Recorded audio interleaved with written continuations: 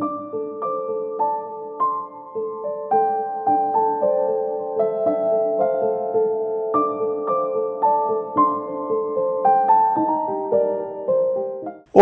meus nobres e queridos amigos inscritos e membros do canal Spook Houses, Casas Assombradas.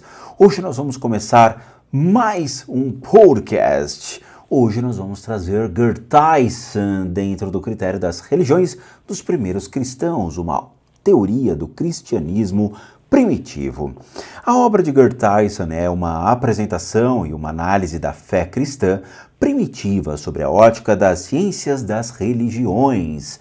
Ele não pretende descrever meramente a teologia do Novo Testamento, nem professar confessionalmente a fé dos primeiros cristãos, mas sim tornar compreensível a força dessa fé na vida e no contexto da antiguidade. Nesta empreitada, Theissen persegue dois objetivos. Em primeiro lugar, ele sonda a vida do cristianismo primitivo e explica suas afirmações teológicas mediante análises semióticas, psíquicas e históricas. Desta forma, por meio de categorias das ciências das religiões, torna-se-ão visíveis a fé, o culto e o ethos da igreja primitiva.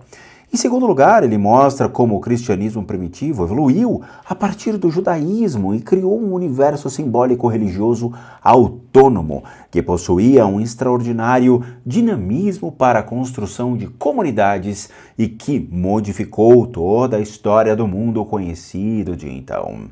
Bom, Gerd Theissen é doutor em teologia e professor de Novo Testamento na Universidade de Heidelberg, na Alemanha.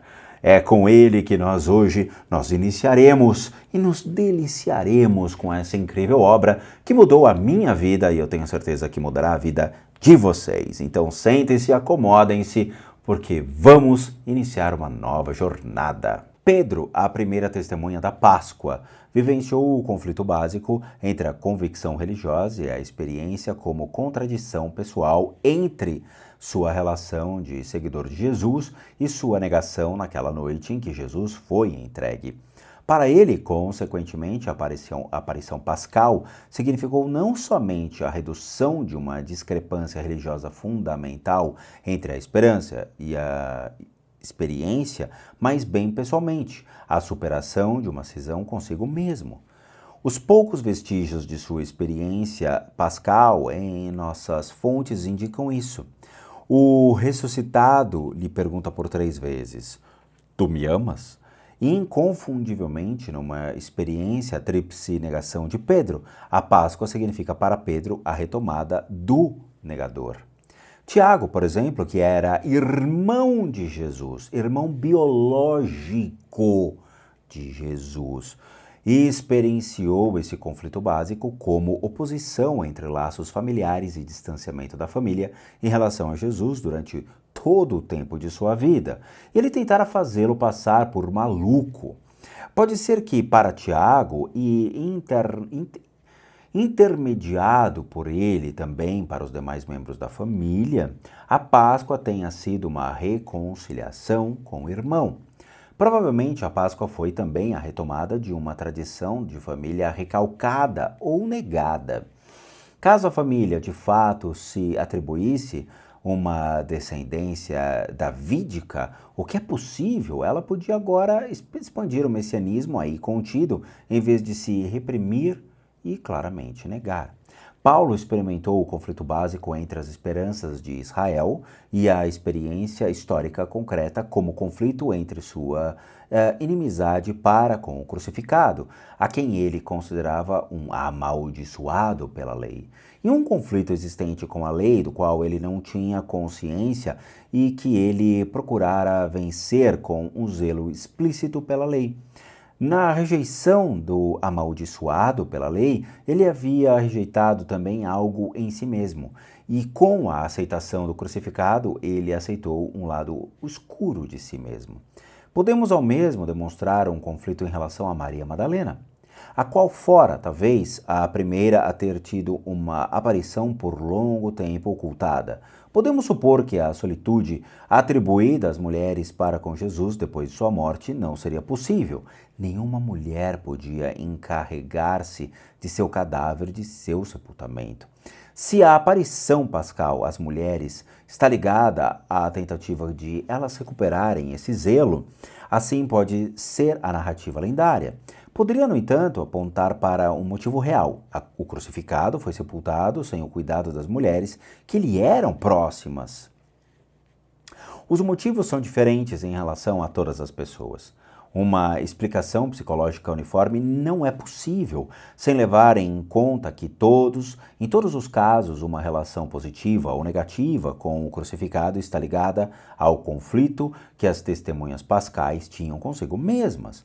Contudo, esse conflito psíquico sempre se desenrola na moldura existente daquele conflito fundamental entre os axiomas e os motivos da fé judaica e a experiência do fracasso. O sistema religioso de sinais procede às experiências pessoais e não se deixa implicar a partir dessas experiências. Veja, o mesmo vale para a dimensão social da fé pascal.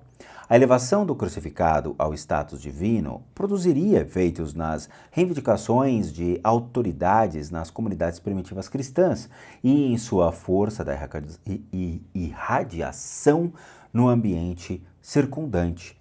Já a tradição formal da aparição menciona ao lado das aparições individuais dos dois grupos de aparições, um perante os 12, com o qual está relacionada a pretensão de liderança das 12 tribos restauradas.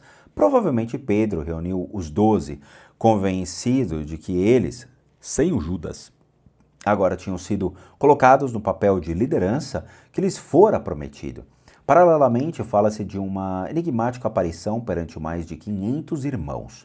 Mediante o conceito irmãos, certamente incluídas irmãs, acena-se um elemento igualitário no cristianismo primitivo. Mais importante ainda é que todos os cristãos podiam, por causa da cruz e da Páscoa, vivenciar seu papel marginal na sociedade como um papel potencialmente autorizado. Assim como Jesus assumiu conscientemente um papel marginal, assim também eles agora poderiam conscientemente assumir papéis secundários. Na certeza de que o mundo que os rejeita era exatamente injusto, como os que rodeavam Jesus, quando o recusaram e o mataram. No cristianismo primitivo encontra-se de forma exemplar o que seria o nexo entre o estigma e o carisma. A assunção voluntária de papéis estigmatizados torna-se fundamento da influência carismática, quando os carismáticos substituíram a rejeição da sociedade. E agora, da parte deles, põe-se em xeque a legitimidade de sua rejeição e das normas, valores e convicções atuantes nela. Contudo, onde se deu tão magnífica a sobrevivência à estigmatização da sociedade como em Jesus, o crucificado e ressuscitado, onde se deu essa reviravolta do repúdio à elevação maior do que a que lhe aconteceu? Bom, meus amigos, este foi mais um capítulo deste incrível livro, este livro que fez uma grande diferença na minha vida e com certeza também vai fazer uma grande diferença na vida de vocês. Eu espero que vocês tenham entendido. Caso não tenham entendido o capítulo, por favor, escutem novamente e fixem as principais partes do que é lido para vocês, porque é deveras importante a fixação desse conteúdo para que vocês entendam as diferenças entre a palavra de Cristo e como houve alteração, manipulação e adulteração dos conceitos de Cristo primitivo para os dias de hoje. Ok? Então é isso, eu agradeço de coração a todos vocês e vejo vocês no mais um capítulo desse incrível livro. E como eu sempre digo, bons sustos a todos nós.